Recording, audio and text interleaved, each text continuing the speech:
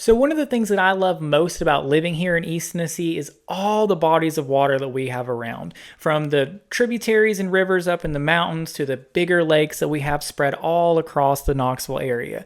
If you're into water sports, fishing, pleasure boating, or just beautiful views, then East Tennessee is probably the perfect place for you. So today I'm going to start off my lake series where I'm going to go through and highlight all the major bodies of water in our area. And first off is going to be Fort Loudoun Lake. Fort Loudoun Lake is 14,600 acres, and it was created by TVA, which stands for Tennessee Valley Authority. You'll see TVA everywhere.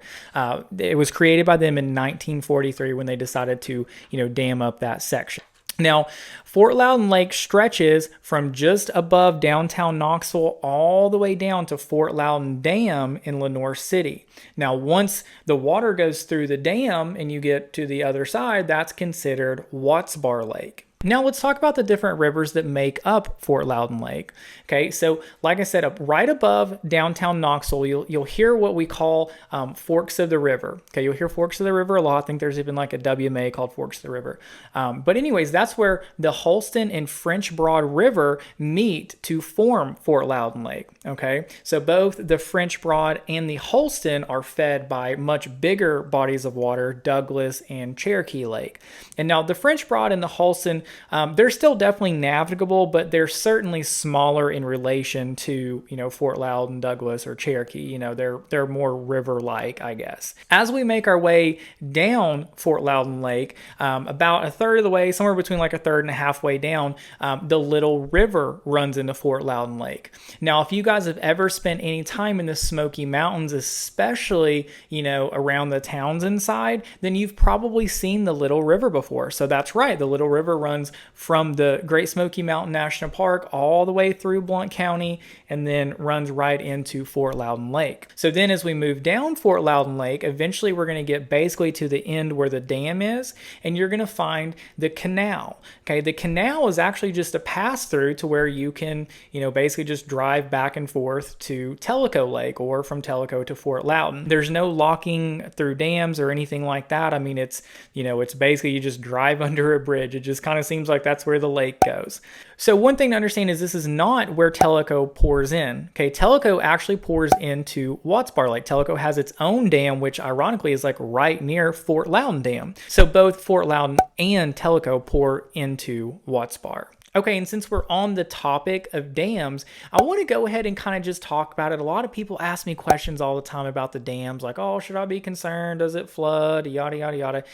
So listen, the reason that those dams are here is to help prevent flooding. Okay, so back, before they dammed up the Tennessee rivers, we had a lot of flooding issues, back in the 20s and the 30s. And so TVA started damming up different sections of the Tennessee River. And so since then, that's really helped to prevent a lot of flooding. And according to their website, they save on average yearly $309 million in flood damages. That's a lot of money. Now, I can't tell you if this is something you should be worried about or anything like that. What I can tell you is that throughout my entire life, I've never heard of anything happening with the dams. They seem to do a really good job maintaining them, and they also do a really good job moving water through the system. Okay, and speaking of system, they have lots of systems put in place to help prevent flooding. And one of those preventions is the yearly winter drawdown. Okay, maybe you guys have heard of this and maybe you haven't, but this is definitely a popular topic, amongst people who are looking to move here from other places that aren't used to living on reservoirs, especially reservoirs that get a lot of rain like we do. Okay, so our flooding season is typically, late fall into winter time. And because of that, TVA is going to drop the water level about 6 vertical feet in Fort Loudoun Lake to accommodate for the rain. Okay, that's going to help, if we get some crazy massive flood, that's going to help them to be able to not have to worry about a whole bunch of flooding issues. And honestly, I'm not really sure when the last time, the lakes really flooded. I can't remember, I might be wrong on that. I tried to Google it, couldn't really find anything either. So it seems like TVA does a really good job. And from a local standpoint, like I said, if I could afford a lake house, I would definitely buy one, believe me.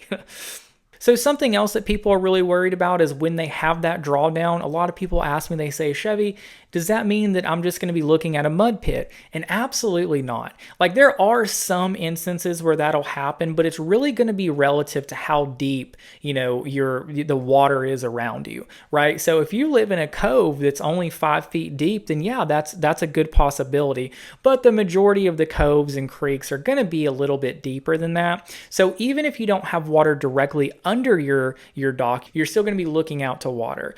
You're going to have, the deeper parts of the channel there. You're going to have the main channel, and those are typically going to hold water all year long. I mean, you got to think about it like Fort Loudoun's deepest point is like 90 feet. So you've got, plenty of navigable water, even during the drawdown. And now if you live, on the main channel, chances are you are going to have, year-round water. So your dock is still going to be perfectly usable. The thing that you have to think about is you're going to need to get yourself a lift. And regardless if you live, on the channel or in a shallow creek, you're still going to want to get a lift more than likely, or you're going to have to pull your boat out because, obviously you've got 6 feet. So, what most locals do is they just put a lift, on their dock, and they just, they'll winterize their boat and keep it up because, the main boating season, the times when you're really going to be out there like pleasure boating, aren't going to be during winter drawdown anyway. So typically the winter drops right around now. So I suspect any week now, it's October 18th, so I suspect any day now the water's going to start coming down, and it'll probably start coming back up around the end of April.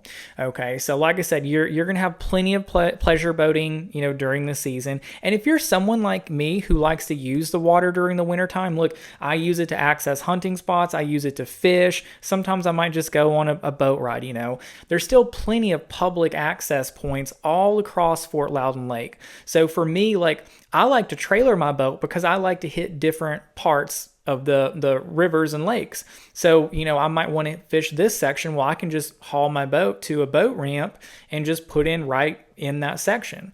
And then, like I said, your other option would be is if you can find a place, on the main channel, get yourself a lift or I guess a ladder or something, and you can still access the river that way. So the drawdown really isn't that big of a deal. I know a lot of people are kind of worried about it, but believe me, just come out here during the wintertime, check it out for yourself.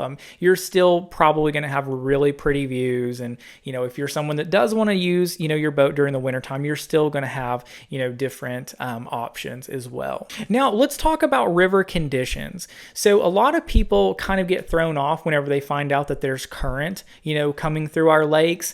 And here's the deal.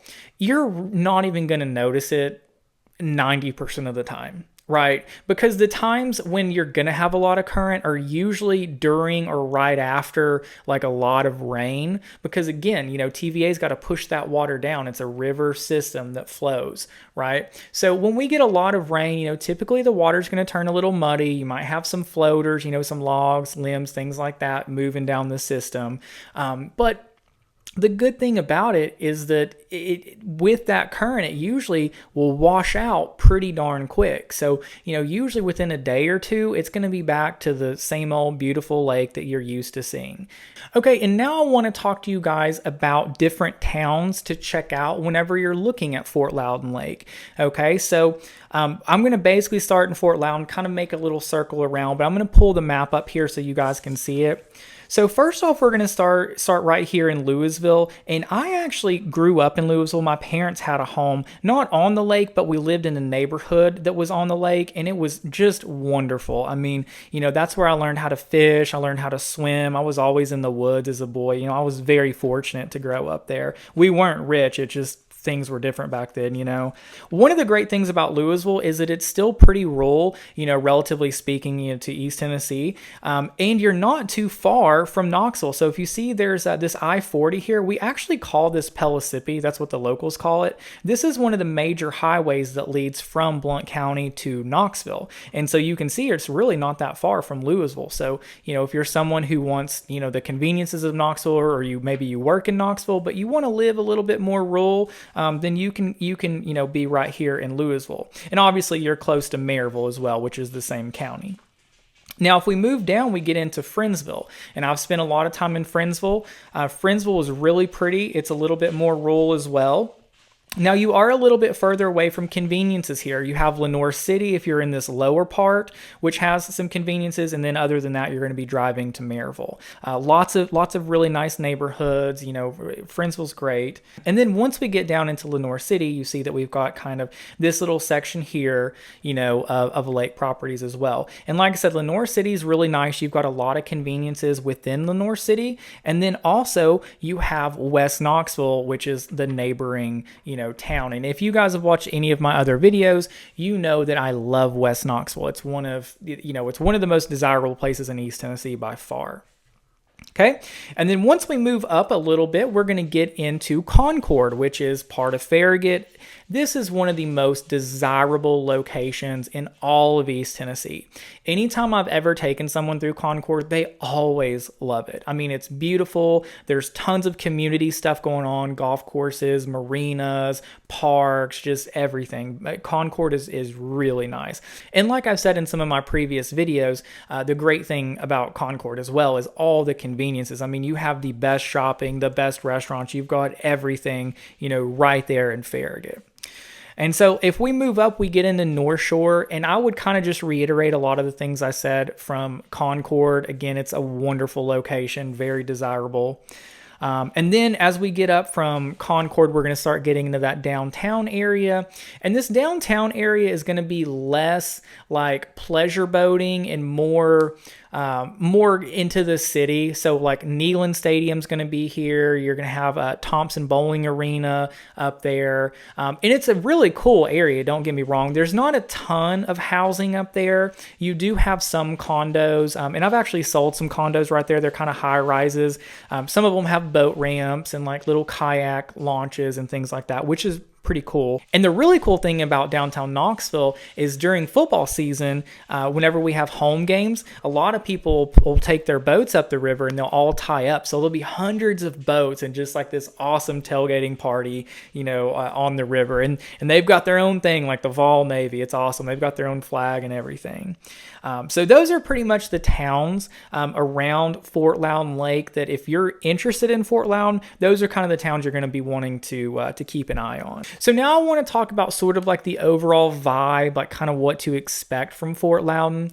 And so Fort Loudoun is probably the busiest, you know, lake that we have around because you've got the two of the bigger counties, you know, on both sides of it. And so this is going to be a very social atmosphere. Like you're going to find lots of like coves where you'll have bunches, you know, hundreds of boats like all tied up, you know, kids playing, people hanging out, music blasting. I mean, just your fun lake stuff. You're going to have lots of recreational stuff, jet skiing, tubing, wakeboarding, all that. And then you've also got many marinas to choose from like Lakeside Tavern, Windy City, Cheers at Chodo, The Anchor, Calhoun's, and these are also great places to store your boat. So if you're someone who maybe you've got an extra boat, or maybe you just, you know, you don't have a dock or don't want to deal with it, this is a great way to have your boat kept in storage. You can just call them, have them, you know, pull the boat down whenever you're ready to go, and you can gas it up right there as well. So that's a great option also. And then you're going to have a lot of fishing as well.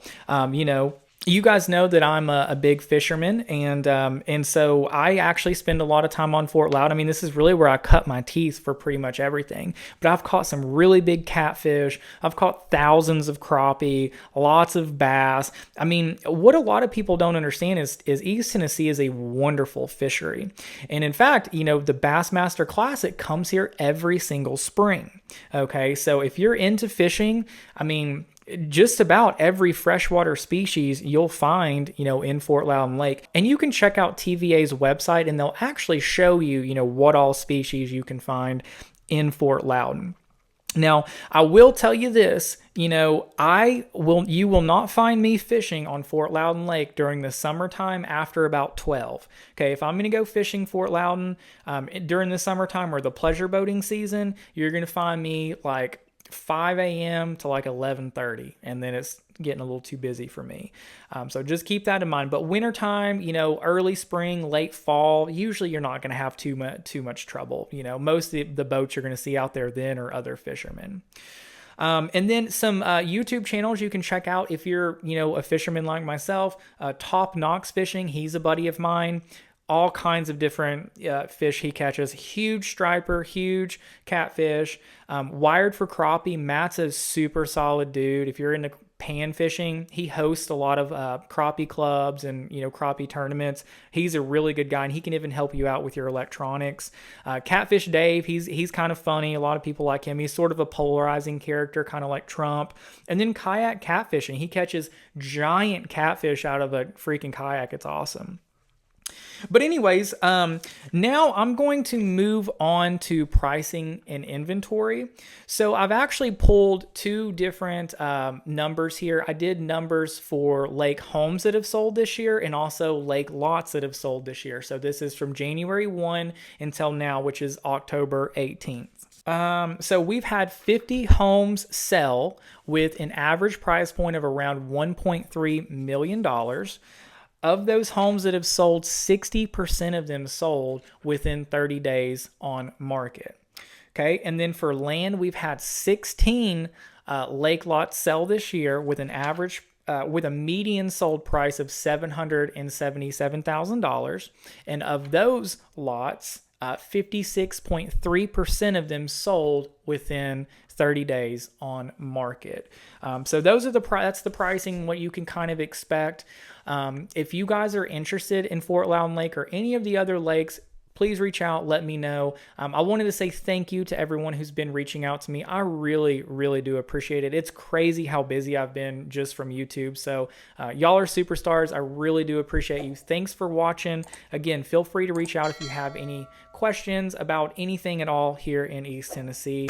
But with that, I'll catch you guys on the next video. Thanks. Bye.